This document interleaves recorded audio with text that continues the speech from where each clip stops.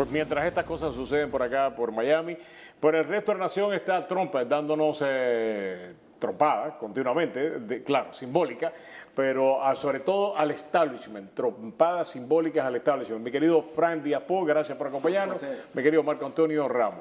¿Qué es lo que es esto? ¿Qué es lo que es esta elección nacional?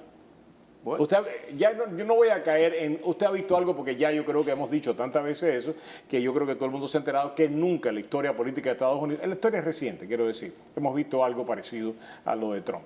¿A dónde va a terminar esto? ¿Con el fin del Partido Republicano? ¿Estos son los Whigs del siglo XXI? Bueno, yo creo que en realidad un sector muy apreciable del Partido Republicano no desea la victoria electoral del candidato Trump, debido al hecho de que sería un cambio muy grande que se podía llevar a cabo dentro de las estructuras de ese notable partido que tiene una vida muy larga, un partido y una hermosa tradición. Y una tradición política respetable.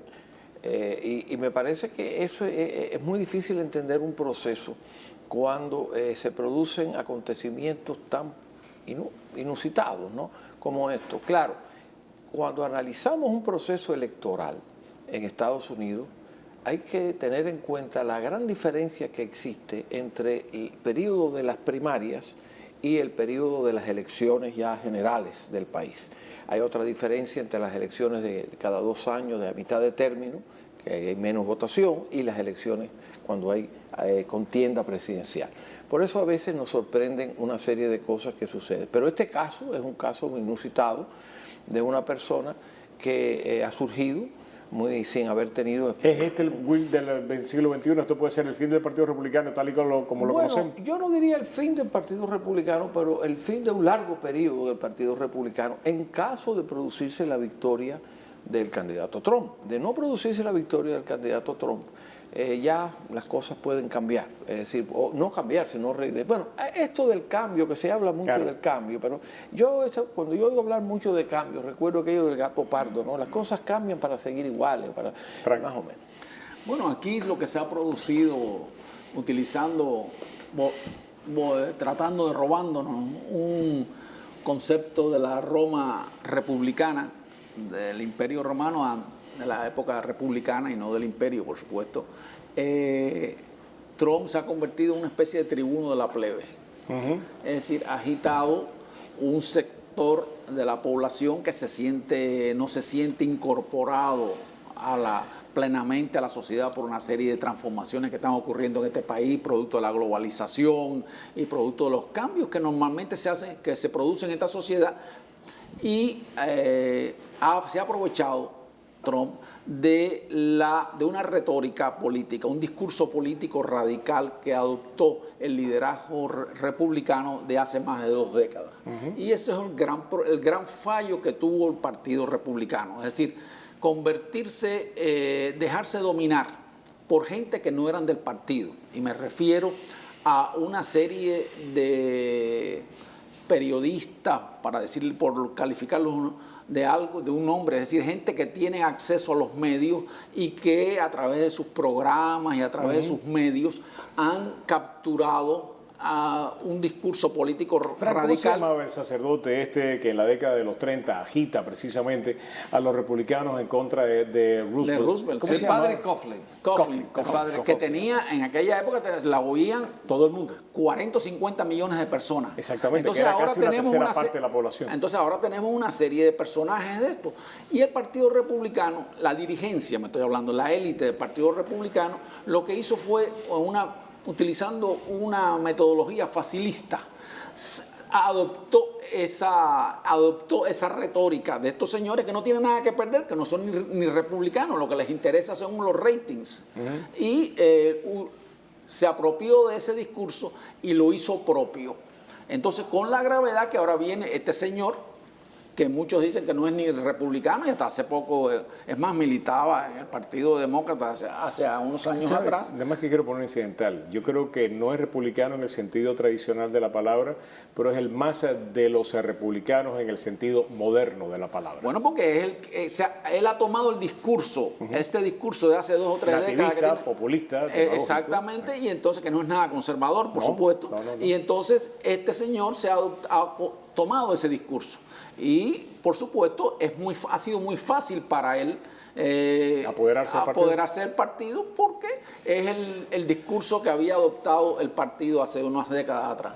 Y es un hombre que tiene cierto dominio de las comunicaciones, más bien comunicaciones tipo entretenimiento, pero lo hace muy bien. Es decir, cuando está en el plano de decir cosas que atraen a la gente y ponen contenta a un sector de la población, lo ha hecho muy bien. Tony, hablábamos anteriormente, antes de empezar el programa, la comunidad de inteligencia, la comunidad, los órganos de defensa del país han salido con críticas, a mi juicio, inéditas, y esto sí es inédito en la historia norteamericana. Yo nunca había visto tantos funcionarios de los órganos de inteligencia y del aparato de defensa de Estados Unidos salir a decir, este señor es un peligro para la seguridad nacional del país. Yo nunca había visto eso. Bueno, es que eso está produciéndose cada 2 o 3 días, aparece alguien, ¿no?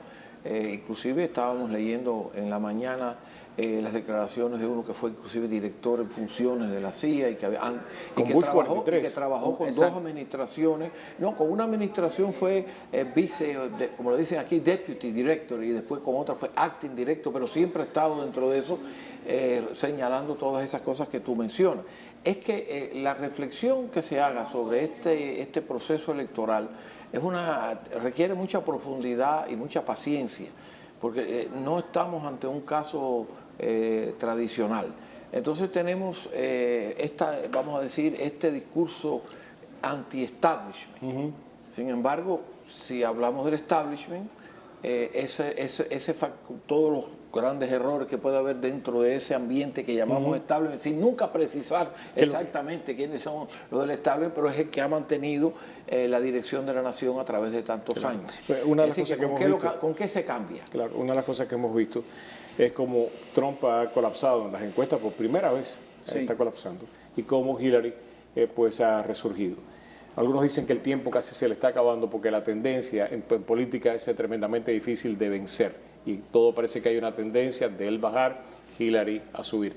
¿Hay tiempo de Trump a recuperarse y poder ganar la Casa Blanca? ¿Y qué tiene que hacer? Yo me atrevería a decir, y según lo que dicen muchos expertos, es que él tiene 2 o 3 semanas. Más, y ya. Y después ya, cuando pase ya el día del trabajo aquí, y ya empiecen después de los últimos 60 días. Exacto, los últimos 60 días de campaña, que son septiembre y octubre, si él no se acerca más a la señora Clinton, él está en serios problemas. Aquí lo que hay que ver, y es lo que comentábamos antes del programa con nuestro común amigo, acá, Tony decía que después de las primarias republicanas va a haber muchos republicanos electos, funcionarios electos, que van a tratar de separarse lo más posible de la candidatura de Trump y van a adoptar lo que en el argot político aquí de los Estados Unidos se llama la estrategia de 1996. ¿Cuál es la estrategia de 1996? La reelección de Clinton cuando el senador Bob Dole, que era un hombre muy prestigioso, veterano, héroe de la Segunda Guerra Mundial, gran político, líder de la minoría en el Senado, y todo esto se vio que Trump que Dole no tenía posibilidades, y el partido y los donantes y la gente, los simpatizantes, se enfocaron hacia fortalecer la presencia republicana en el Congreso. Sin embargo, tengo que pasar ya casi a publicidad, pero sin embargo, la única objeción que yo pusiera a eso es que hay un voto de castigo de los trumpistas contra ese tipo de políticos. ¿No, Tony? Bueno, eso dura hasta las primarias, es decir, después que se lleven a cabo las primarias, nosotros estamos hablando de las primarias ya realizadas en agosto presidenciales, 31. Pero estamos hablando para senadores, representantes. Sí existe, como señala mi amigo, mi colega, la posibilidad de que muchos, y se espera que sea así, muchos no lo apoyen, porque depende de qué estado sea. Es decir, de la gran ventaja que obtiene el Partido Republicano en las elecciones de hace 2 años, casi todos esos distritos son distritos que no son totalmente republicanos. Muchos de ellos claro, son distritos más bien demócratas. Exactamente. Entonces, a ponerse al lado de Trump en una condición de este tipo requiere mucho valor. Y hay quien lo tiene, hay quien tiene el valor de hacerlo, porque habrá muchos que tienen esa convicción, pero habrá otros que no. Exactamente. Claro, todo esto es algo preliminar, como señalaba Díaz Pou, porque quedan unas semanas antes de que llegue el mes de septiembre. Si al principio de septiembre no... Y esto puede subir y bajar, es decir, puede haber lo que decimos los cubanos, cierto cachumbambé en esto, pero si después de los primeros días de septiembre hay una diferencia de 6 puntos o más en la mayoría de las encuestas, ya prácticamente la elección está decidida. Regresamos aquí a Prohibido Callarse.